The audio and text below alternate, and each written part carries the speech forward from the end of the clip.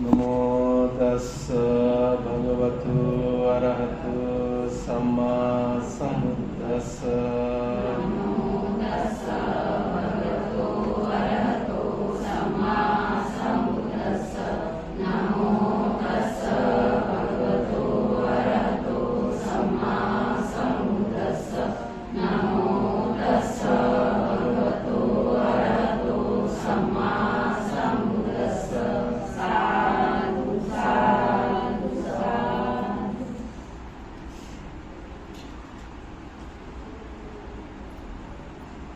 ब्रह्मजाल सूत्र। संसार में जो लोग पूजा करते हैं ना, तो और भगवान बुद्ध को पूजा करने की, बुद्ध की अनुयायी बनने की, इसका अर्थ ये है कि क्या नहीं करना चाहिए, जो नहीं करना चाहिए उसको छोड़ना है, जो करना है उसको ही करना है। मतलब जो काम करने से आपके जीवन में दुख होगा या औरों के लिए भी अच्छा नहीं है, वो सारे काम को छोड़ना है। और जो करने से अपना सुख शांति है, औरों का भी सुख शांति है। महत्वपूर्ण विशेषता तो ये है कि जो 4 अपाय से मुक्त, जन्म और मृत्यु के बंधन से मुक्त होकर के निर्वाण प्राप्त करने के लिए जो करना चाहिए, उसको अगर फॉलो करें तो बुद्ध अनुयायी होता है। तभी बुद्ध अनुयायी होने के लिए बुद्ध का शरण, धम्म का शरण, संघ के शरण ग्रहण, इसके साथ साथ आपको अपने कर्म और कर्म फल को विश्वास करके शीलों की पालन करना है, समाधि का अभ्यास करना है तथा विपස්සना साधना करना है। ये है बुद्ध अनुयायी का पहला लक्षण, जो करना चाहिए, लक्ष्य होना चाहिए। तो क्योंकि कोई व्यक्ति आपके जीवन को बदल नहीं सकते हैं। भगवान बुद्ध ने स्वयं कहा है कि आप ही आपका मालिक हो, स्वयं आपके मालिक है, आपको ही बदलना है, दूसरा व्यक्ति आपको बदल नहीं सकता। तो अपने आप को बदलने के लिए आपको ही करना है। तो बुद्ध की और संघ को, त्रिरत्न की शरण ग्रहण का अर्थ भी यह है कि बुद्ध ने जो मार्ग बताया है उस मार्ग पर चलने के लिए बुद्ध ने बताया कि खुद अनुभव किए हैं सच्चाई को। जिन्होंने 4 असंख्य 1 लाख कल्प तक पारमिताओं को पूर्ण करके सम्यक बुद्ध बने हैं। एक साथ में 2-3 सम्यक बुद्ध नहीं बनते हैं, एक समय में एक बुद्ध बनता है। तो उस सम्यक बुद्ध के जो अनुभव है वो बता रहे हैं कि ये काम नहीं करना है। तो क्यों नहीं करना है वो भी बताते हैं। ये दृष्टि गलत है, इस मार्ग पर नहीं चलना है। क्यों बताते हैं? क्योंकि उसका गति भी वो जानते हैं। हमें ये शिक्षा देते हैं कि ये काम करना है। क्यों बताते हैं? उसका जो है मार्ग जो है सत्य है और उनका इसके गति क्या है वो भी तथागत जानते हैं। इसलिए जो नहीं करने बताया उसको हमें नहीं करना है। जो बुद्ध ने बताया यही काम करना है, तो उसका भी उन्होंने अपने गति को बताया है कि इसका गति क्या होता है। इसलिए बुद्ध अनुयायी बनने का अर्थ होता है कि क्या नहीं करना चाहिए वो छोड़ना चाहिए, वो छोड़ना है। जो हमें करना चाहिए वही काम करना है, जिससे अपना औरों का भला हो। हमारे शरीर और वाणी के कर्म से सबका भला हो, अपना औरों का भला हो। हमारे शरीर और वाणी के कर्म से तथा मन के कर्म से जब तक निर्वाण प्राप्त नहीं होता है तब तक 4 अपाय से मुक्त होकर के अंतिम में इस बंधनों से, संसार की जो दुख का बंधन है उस बंधन से मुक्त होकर के शांति सुख, परमानेंट सुख शांति निर्वाण को प्राप्त कर सके। इसलिए बुद्ध अनुयायी कहलाते हैं कि हमको यही लक्ष्य के साथ बुद्ध की शरण में आना है, तभी जीवन में अपने जीवन को चेंज कर पाएगा। देखो, क्योंकि ये कोई टीचर स्कूल में जाते हो तो हर एक टीचर आपको सिखाते हैं उसमें से कुछ स्टूडेंट जो है योग्य व्यक्ति, बहुत ही इंटेलिजेंट व्यक्ति बन के आता है। तो जितने लोगों को टीचर ने सिखाया सब लोग तो इंटेलिजेंट नहीं बनते हैं, सब लोग तो परिपूर्ण पर्याप्त शिक्षा नहीं होता है। उसमें से कोई ड्रॉप आउट भी होता है, कुछ कम मार्क्स से पास होते हैं, कुछ तो कैसे कैसे पास होता है, कुछ इंटेलिजेंट होता है। तो उसकी टीचर तो सबको समान सिखाए ना। इसी तरह माँ बाप भी कितना कर सकते हैं। माँ बाप बहुत करुणामय है, उसको सारे सुविधा उपलब्ध करवाते हैं, अच्छे स्कूल कॉलेजेस में भेजते हैं अच्छे शिक्षा के लिए, परंतु इसके अलावा कुछ नहीं कर सकता वो।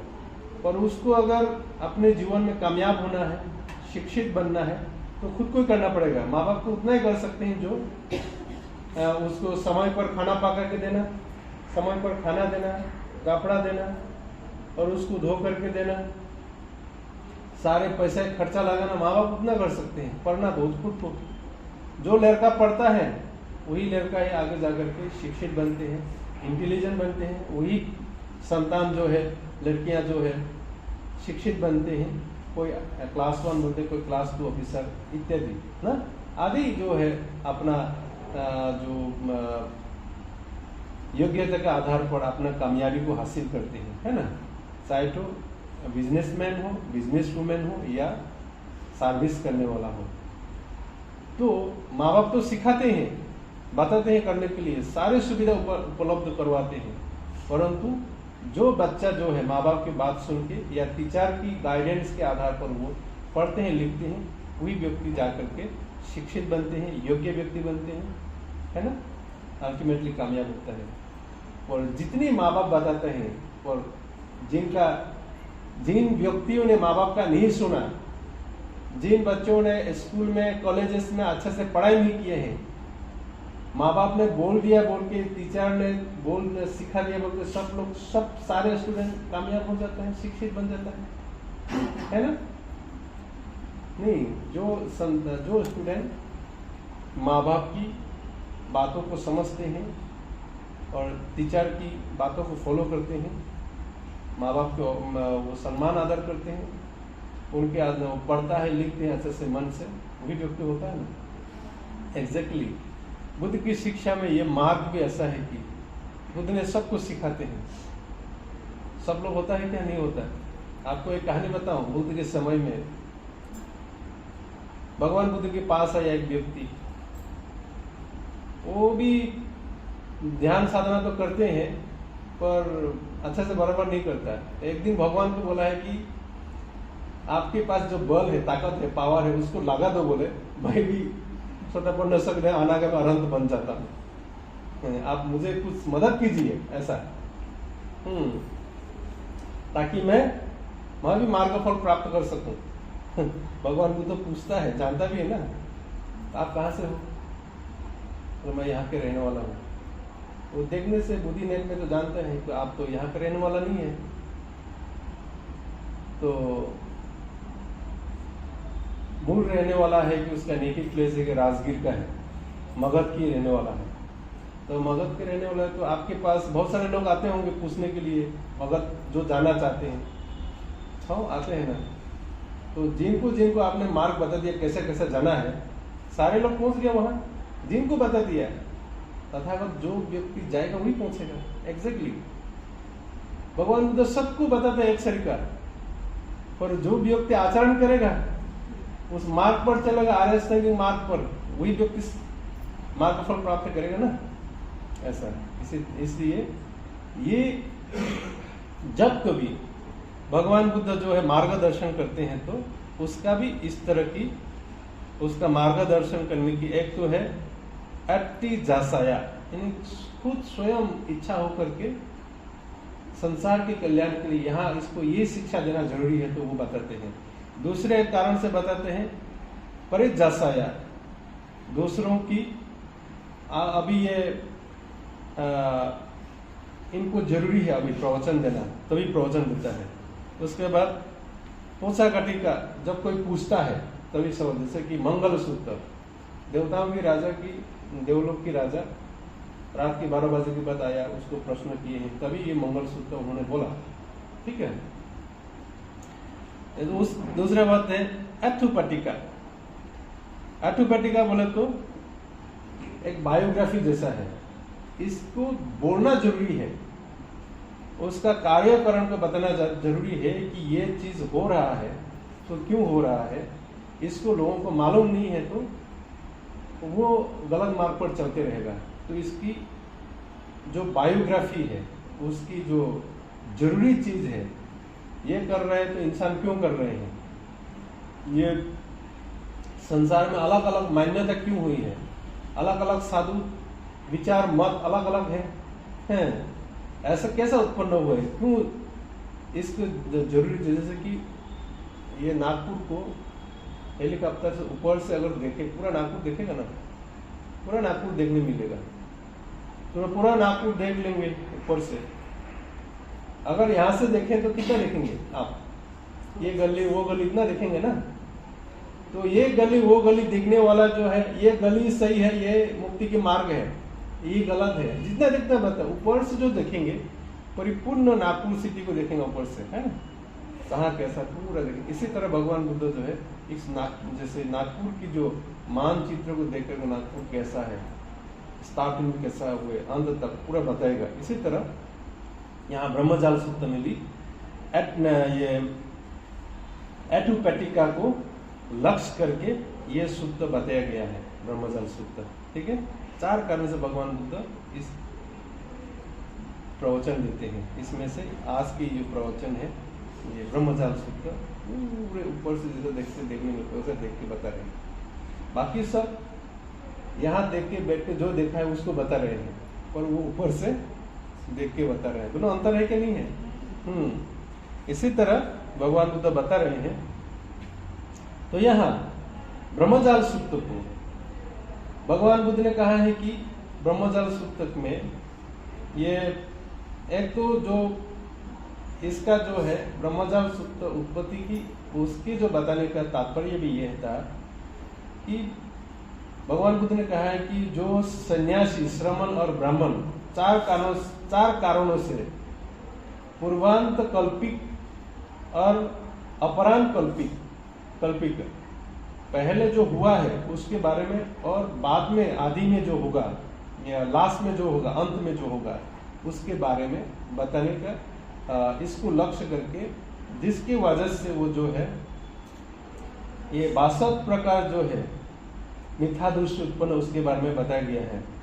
बुद्ध कहते हैं कि वे सभी ऐसा है कि विषयों से स्पर्श करके वेदना को अनुभव करते हैं, और उनकी वेदना के कारण तृष्णा, उपादान के से भाव से जन्म, और जन्म से जड़ा मरण, शोक, रोना पीटना, दुख, दोर्मनस्य और परेशानी होती है।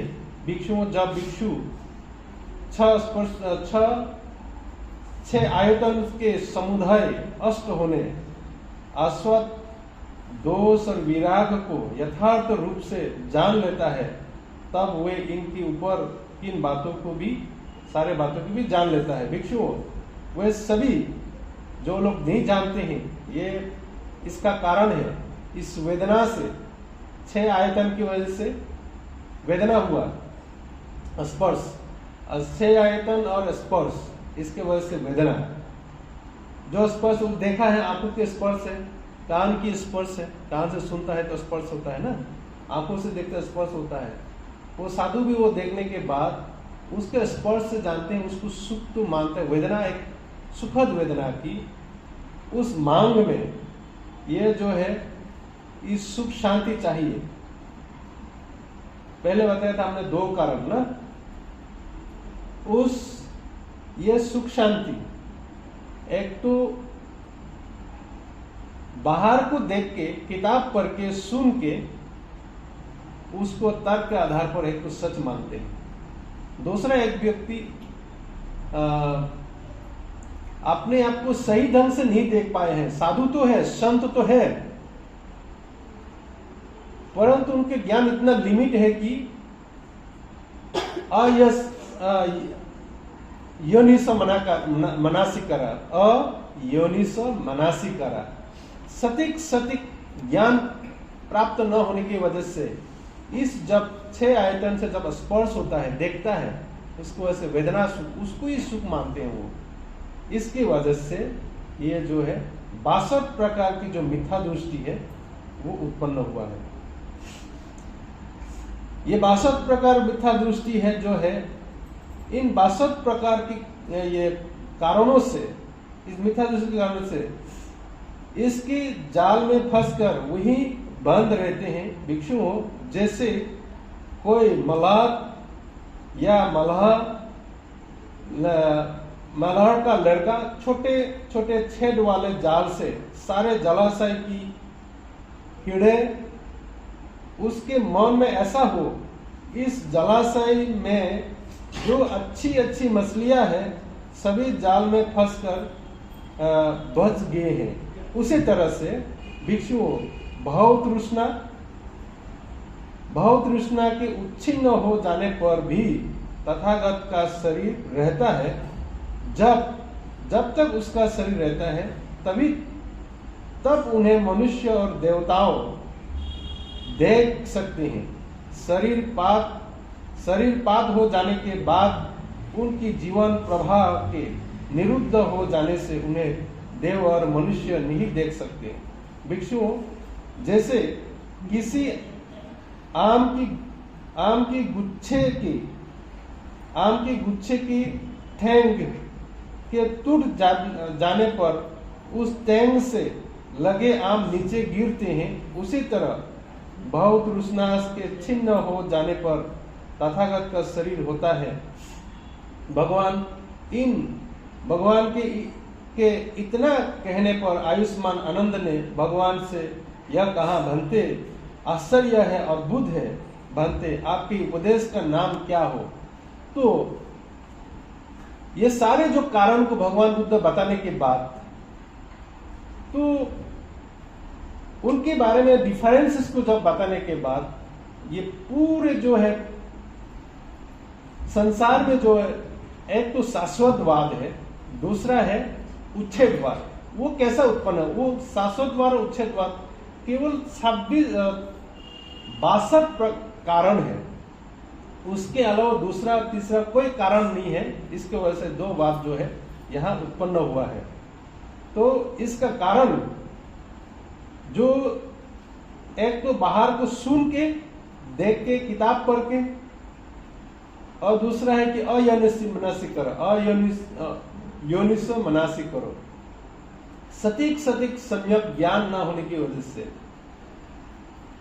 विपස්සना प्रज्ञा विकास ना होने की वजह से, विपස්සना ना समझने की वजह से, या विपස්සना प्रज्ञा लाभ ना होने की वजह से वो ये सारे जो जितना देखता है उसी को देख करके वो कहने लगता है कि ये सही है और ये गलत है। इसलिए सारे संतों की एक का मत और दूसरे का मत नहीं मिलता है, क्योंकि उसकी आंखों से, उसके ज्ञान से समाधि प्राप्त होकर उतना जाना है। जो तर्क करने वाला व्यक्ति भी उस किताबों को, उस परंपरा को सुन के, पढ़ के उतना ही समझ है, उसी के आधार पर वो तर्क दे करके अपना जो है दार्शनिक मान्यता बताते हैं। इसकी वजह से ये सारे जो है ये कारण उत्पन्न हुआ है। पर तथागत ऐसा नहीं है कि तथागत को सटीक जानते हैं। इसलिए तथागत जो है सम्यक संबोधि को प्राप्त किए हैं, उसके अविद्या के कारण जानते हैं। अविद्या क्यों हुआ, अविद्या के कारण भी जानते हैं। तो अविद्या अविद्या की वजह से ये विज्ञान की वजह से नाम और रूप की स्कंध की वजह से 6 आयतन जो है, 6 आयतन की वजह से स्पर्श की वजह से जो वेदना की वजह से तृष्णा की वजह से उपादान पकड़ के रखता है और छोड़ना नहीं आता। उपादान से जन्म लेने का भाव, तो जन्म लेने के भाव को जन्म लेता है। जन्म लेने से ये सारे जो है दुख जो है, सारे दुख, जैसे कि बीमार होना, शोक होना, मरना, पीटना, धूप, दूर मनुष्य और परेशानी होना, ये सारे जो है इसके जन्म से शुरू होता है। ये सारे को तो वो सुख शांति चाहिए। उस 6 आयतन से जन्म तो हुआ है। अविद्या से जब विज्ञान होता है तो विज्ञान से 6 आयतन जब फॉर्म होता है, उसके साथ साथ उसके वजह से वो स्पर्श होता है आँख के, कान से, नाक से, नासिका से, जीवा से, मन से, शरीर से। उससे जब स्पर्श होता है, उस वेदना के आधार पर वो देखता है समाधि में प्राप्त होकर भी, प्रथम ध्यान, द्वितीय ध्यान, चतुर्थ ध्यान प्राप्त करने वाला व्यक्ति तो देख के ये बताते हैं कि यही सच है, यही सुख शांति चाहिए ना। एक तो बाहर को देख के, एक तो योनि से मनासी करा बराबर नहीं हुआ, अयोनि से मनासी करा हुआ, सटीक ज्ञान नहीं होने की वजह से वो सारे मिथ्या दृष्टि है। ये 62 कारणों में जाल में फंस करके वो बन रहते हैं, ठीक है, उसमें बांध जाता है। तो भगवान बुद्ध ऐसा नहीं है। भगवान बुद्ध सटीक जानते हैं। जैसे इंद्रिय जो उसका संयम हो जाता है, इंद्रिय जब संयम हो जाता है तो वो तो स्पर्श, जो स्पर्श होता है उसमें तृष्णा नहीं होता है। देखते हैं जो सटीक जो देखते हैं उतना जानते हैं। उसका वेदना फस्सा पच्चीय वेदना नहीं होता है, वेदना पच्चीय तन्हा नहीं होता है, डायरेक्ट तृष्णा से निरोध हो जाता है। वेदना पच्चीय तन्हा, तृष्णा निरोध हो जाता है। तृष्णा निरोध होने के बाद बुद्ध ने बुद्ध प्राप्त करके ये बताता है कि शरीर पार जाने के बाद उनके जीवन प्रवाह जो है निरुद्ध हो जाते हैं। उन्हें देव और मनुष्य नहीं देख सकते हैं। भिक्षुओं जैसे किसी आम की गुच्छे की देन है, वो जब उसको वो नीचे गिर जाने से नीचे गिर जाता है एक साथ में, है ना, इसी तरह जो है उसका भाव तृष्णा से छिन्न हो जाते हैं। तथागत के शरीर, तथागत जो है तथागत का शरीर ऐसा होता है। तो तथागत इतना कहने पर आयुष्मान आनंद भंती है ना, आनंद भंती जी ने तथागत को पूछा है, ये तो अद्भुत है, पूरी दुनिया के बारे में बता दिया है। पूरी दुनिया की जो है जो 2 वाद है, एक तो शाश्वतवाद है, एक उच्छेदवाद है, पर मान्यता अलग अलग है। उनको मानने के लिए केवल 62 प्रकार कारण है। इन कारण को छोड़ के दूसरा अन्य कारण कुछ भी नहीं है। यहाँ सारे सच को यहाँ बता दिया है। तो इसका नाम क्या दे? भगवान को पूछा है, इसका नाम क्या दे? तो भगवान बुद्ध कहते हैं, एक तो उसका नाम देता है कि धम्मजाल। इसमें धम्म का उपदेश दिया जाता है, इसलिए उसका धम्मजाल। धम्म का जाल भी है, 8 जाल। इसमें ऐसा उपदेश देते हैं जिसका कल्याण हो सके, सबका प्राणी मात्र कल्याण हो सके, इसलिए 8 जाल। इसमें दृष्टि जाल, दिथि जाला बोले तो सारी जो मिथ्या दृष्टि को बता दिया है। ये सारे उच्छेदवाद और शाश्वतवाद कैसा उत्पन्न हुआ है उस सच्चाई को पूरा बता दिया है, इसलिए दिथि जाला। और अनुत्तर धम्मा विजया,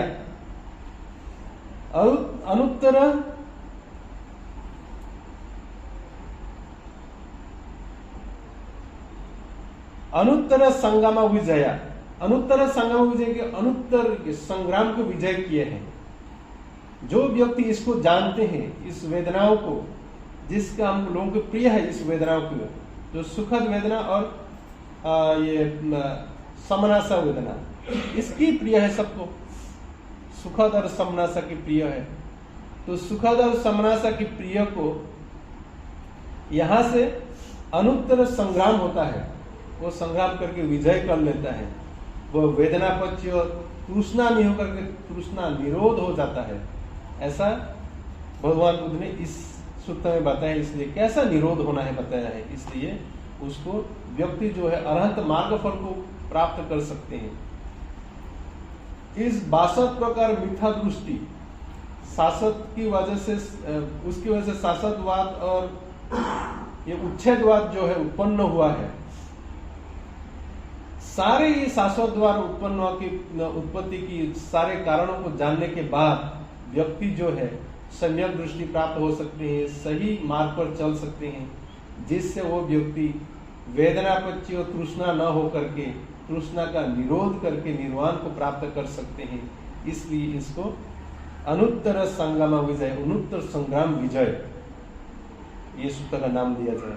लास्ट बुद्ध ने बताया कि ब्रह्मजाल, ऐसे भगवान बुद्ध को ही बता गया है। भगवान बुद्ध की जो दृष्टि है, बोधि दृष्टि, बुद्धि ज्ञान है, उसके नेत्र में, उसके जाल में सब आ गए हैं। जैसे नदी में जाल को फेंकने से वो अगर उसका छिद्र बहुत छोटा हो, छोटा मछली भी नहीं रह जाता, सब आ जाता है। इसी तरह उसकी नेट में, बुद्धि ज्ञान में देखते ही ये सारे सच को पता चला है कि ये इस संसार में ये सारे शासकवाद और उच्छेदवाद कैसा उत्पन्न हुए हैं, उसका किन कारणों से उत्पन्न हुआ है, उसका गति क्या है, इसका गति भी बता रहे हैं। इन लोगों का गति भी क्या होता है, ये सारे सत्य बताए गए। इसलिए ये सूत्र को, इसका महत्वपूर्ण ये है कि ये 5 नाम दिए हैं इस सूत्र में, क्योंकि सारे सूत्र में अलग अलग नाम तक ही, यहाँ वाक्य इस नाम से, इस व्यक्ति के नाम से नाम सूत्र जाना जाता है, पर यहाँ ये सूत्र में भगवान ने स्वयं नाम दिए इस सूत्र का नाम। ठीक है, तो यहाँ उत्पत्ति हुआ, इससे उत्पत्ति जो है कहाँ से हुआ बोलने से, ये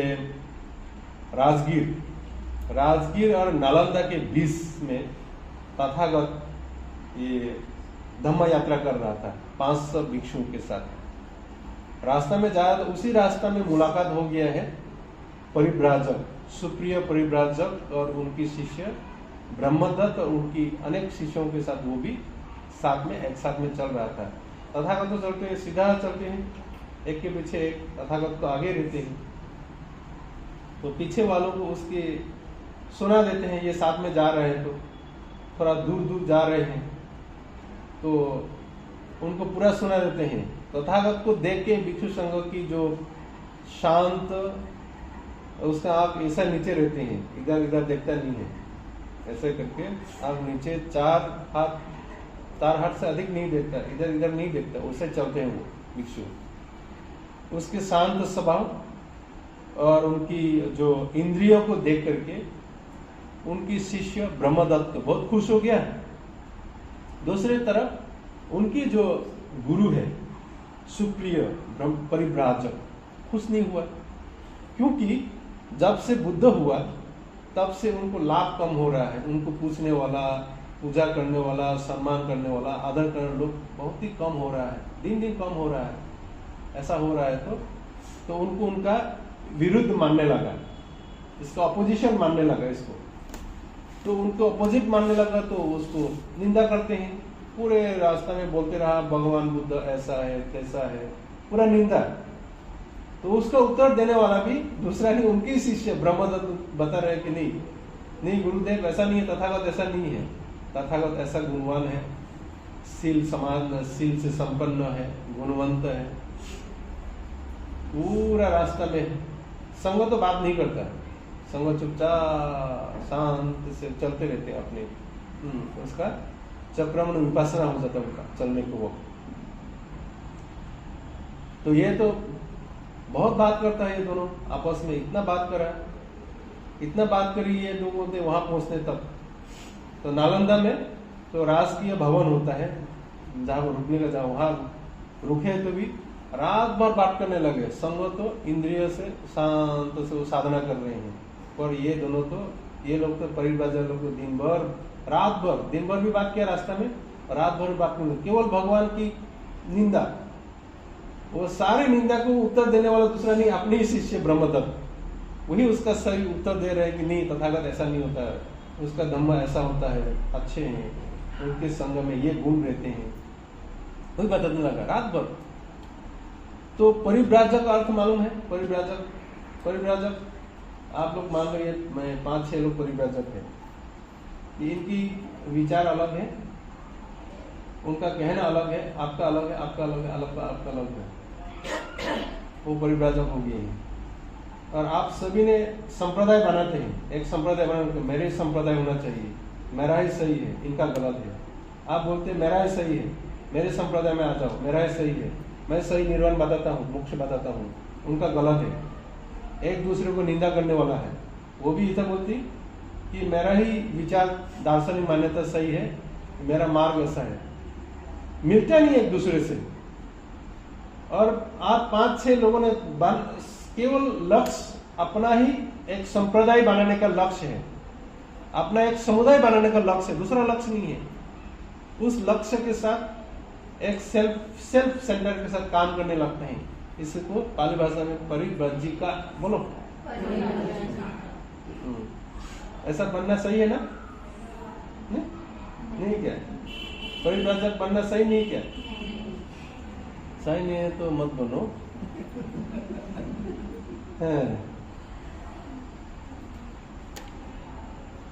तो रात भर जो चर्चा किए हैं इन दोनों ने, तो सुबह जैसा हुआ, सुबह होती ही ये तथागत जो ये सारे भिक्षु जो है एक जगह में इकट्ठा होता है। उठने के बाद, इकट्ठा होने के बाद ये लोग चर्चा करते हैं कि रात ढल जाने के बाद जब वो पो फटने के समय है, उस समय उठ जाते हैं सारे भिक्षु, इकट्ठा हो जाता है। तब आपस में बोलते हैं, एक बड़े भिक्षु बोलते हैं कि आउस, यह बड़ा आश्चर्य है, अद्भुत है कि तथागत जो है सर्वज्ञ, सब जानते हैं। तथागत अरहत सम्यक्ष बुद्ध सभी जीवों की चित्त को, नाना अभिप्राय को ठीक जान लेते हैं। यह सुप्रिय और उनकी यह सुप्रिय अनेक प्रकार से बुद्ध, धम्म और संघ को निंदा कर रहा था और उनकी शिष्य प्रशंसा। भगवान बुद्ध इस बातों को पहले भी कहते हैं हमको कि सभी ये लोगों में उनकी जो है कर्म संस्कार अलग रहते हैं, उनकी समझ अलग रहते हैं। जब तक ये इस सच मार्ग को प्राप्त नहीं होता है तब तक ये लोग ऐसा करते रहते हैं, एक दूसरे के मन नहीं मिलता है। तो इस बातें में जो तथागत पहले कह चुके हैं, ये तो प्रमाणित है। ये दोनों गुरु शिष्य में उसका मत नहीं मिलता है। एक तो गौर विरोधी है, उनका प्रशंसक है ये। तो ऐसा बात कर रहा था, उतना में तथागत आए हैं। तथागत आए तो तथागत आने के बाद भिक्षुओं को पूछे हैं, तथागत के बैठने के लिए जगह आसन तैयार रखा है। तथागत को दर्शन करने के बाद चलेंगे ये। तो तथागत बोले कि आप लोग कौन से बात कर रहे थे, कौन से बात हो रही थी आपके बीच में। तो तथागत को फिर बताया है ऐसा है कि तथागत ये लोग पीछे हमारे साथ साथ आ रहा था और पूरे रास्ता में आपकी निंदा, धम्म संघ की निंदा, और उसके शिष्य उसका उत्तर दिया है। उसी तरह रात भर भी उसी है। तो तथागत बोलते कोई ये तो किसी ने निंदा किया तो आपके मन में दुख नहीं होना चाहिए, प्रशंसा किया तो भी खुश नहीं होना चाहिए। निंदा किया, दुख हुआ तो आपका के लिए खतरनाक है। आप क्रोध से आगे नहीं बढ़ सकते इस मार्ग पर, धम्म के मार्ग पर। प्रशंसा किया तो उसको अगर खुश हुआ तो आप जहां पर वही रहेगा, आगे नहीं बढ़ेगा। मैं ठीक हूँ ऐसे समझूंगा। जब तक निर्वाण प्राप्त नहीं होता है, अरहत नहीं होता है, तब तक व्यक्ति को जो है इस वीर्य पराक्रम करना है, ऐसा तथागत ने बताया। इसलिए किसी की प्रशंसा से आपको खुश नहीं होना चाहिए, किसी की निंदा से आपको दुख भी नहीं लगना चाहिए, परंतु अपने अगर कुछ गलत है तो उस गलती को सुधारना है। और वो अगर आपको खुद बताता है तो उसका कार्य कारण को भी बताना है, ऐसा नहीं है ऐसा है, इतना ही काम करना है आपको। ना प्रशंसा के लिए खुश होना है, ना निंदा के लिए दुख होना चाहिए, दोनों खतरा है। तो भगवान बुद्ध कहते हैं कि देखो भिक्षु, ये भगवान को प्रशंसा करना इतनी प्रशंसा में ही रियल प्रशंसा नहीं है, क्योंकि ये भगवान की जो आंखों से देखा देता है कि उनके शरीर के कर्म शुद्ध है, वाणी के कर्म शुद्ध है, शील सदाचार से परिपूर्ण है, ऐसा व्यक्ति है बोल के उनको केवल प्रशंसा करके प्रशंसा करना ही वो पर्याप्त नहीं है। बहुत ही नीच और छोटा प्रशंसा है। सही प्रशंसा तो वो होगा जब तथागत के गुण को समझेंगे, उनके चित्त को समझेंगे। वो तथागत की जो गुण है, मन है, इतनी परिशुद्ध है, वो सम्यक्ष बुद्ध है, वो पूरे लोग को जानता है, जो जीवन जगत की सच्चाई को जानते हैं, उसको जान के अगर प्रशंसा किया जाए तभी तथागत का प्रशंसा सही होगा। सामान्य उसकी शील सदाचार को देख करके, जो आंखों से देखा देते हैं, उसको देख करके प्रशंसा करना पर्याप्त नहीं है। तो आजकल भी वही है, ज्यादातर लोग तथागत की प्रशंसा तो उसके शील सदाचार को देख के प्रशंसा करता है ना। तथागत बुद्ध ऐसे शीलवान है, शील के साथ कोई समझौता नहीं किए हैं, वो त्यागी है, उतना तो प्रशंसा करता है लोग। पर ये पर्याप्त है क्या ये प्रशंसा? तो भगवान को प्रशंसा करने के लिए कम से कम क्या करना है? भगवान के गुण को समझना है। तो अथाकथा कहते हैं कि कोई बुद्ध को अगर दूसरे बुद्ध एक कल्प तक प्रशंसा करे, कुछ ना बताइए, फिर भी एक कल्प यूं चला जाएगा, परंतु एक बुद्ध के गुणों को बोल के खत्म नहीं हो सकते हैं। तो क्या करना है? कम से कम व्यक्ति को 62 प्रकार मिथ्या दृष्टियों को समझना है। 62 प्रकार मिथ्या दृष्टि को समझ के, इसकी जो समझने के बाद जो शाश्वतवाद और उच्छेदवाद जो उत्पत्ति हुआ है दुनिया में, उससे ऊपर हो जाना चाहिए आपको। तभी उसको जान के ही अगर भगवान की शरण करे, प्रशंसा करे, तभी भगवान का प्रशंसा होगा। अन्यथा सामान्य प्रशंसा जो बहुत ही नीच प्रशंसा है, छोटा प्रशंसा है, बहुत बड़ा प्रशंसा नहीं, उसको लेकर आपको खुश होने का जरूरत नहीं है। तभी आगे जा करके तथागत ने इस 62 प्रकार की जो मिथ्या दृष्टि है उसमें आदि के संबंध की यानी पहले जो हुआ है उसको कल्पना करके आदि के संबंध की 18 जो दार्शनिक मान्यताएं है उसके बारे में बताया गया है। उसके बाद जो अंत की बोले तो ऐसा होगा, वैसा होगा, है ना, उसको लेकर के उसमें 44 धारणाएं है। 44 धारणाएं दार्शनिक मान्यता के आधार पर इसका जो है, जिससे इस शाश्वतवाद और उच्छेदवाद को बताया गया है, इसका कारणों को कैसा उत्पन्न हुआ है इसको बताया गया है। तो कल इसका सिलसिला तरीके से पूरा बता दूंगा। 8 बज गए हैं तो आप लोग विश्राम करें। इसको समझ करके आप जो है भगवान बुद्ध को समझे कि इस 62 प्रकार जो मिथ्या दृष्टि की वजह से ही, इस दार्शनिक मान्यता की वजह से ये 2 शाश्वतवाद और उच्छेदवाद उत्पन्न हुआ है। तो बुद्धिज्म जो है ना शाश्वतवाद है ना उच्छेदवाद है। बुद्धिज्म धम्मा जो एक सम्यक मार्ग है, आर्य अष्टांगिक मार्ग है, मिडल पार्ट है, उसको मिडल पाथ कहते हैं। मिडल पार्ट इधर भी उधर भी नहीं, ऐसा नहीं है, एक सम्यक मार्ग है, मिडल पार्ट है, जिसके आचरण से व्यक्ति जब तक निर्वाण प्राप्त नहीं होगा तब तक जो उनको अधोगति तो नहीं होगा, उसका गति जैसे कि शाश्वतवाद और ये उच्छेदवाद है, उसमें से ज्यादातर ऐसा है कि डायरेक्ट उसका गति ये बता, डायरेक्ट 2 गति, एक नरक गति, दूसरा जानवर गति है उसका गति भी, कुछ को छोड़ करके। तो इसलिए इस आर्य अष्टांगिक मार्ग को ना शाश्वतवाद ना उच्छेदवाद, उससे ऊपर आकर के एक सम्यक मार्ग, आर्य अष्टांगिक मार्ग को फॉलो करके शाश्वतवाद और उच्छेदवाद से ऊपर आकर के आप जो है आर्य अष्टांगिक मार्ग पर फॉलो करें।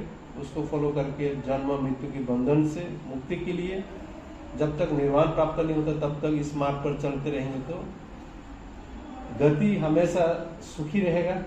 मनुष्य गति, देव गति या ब्रह्म गति होगा, अंतिम में निर्वाण प्राप्त कर सकते हैं।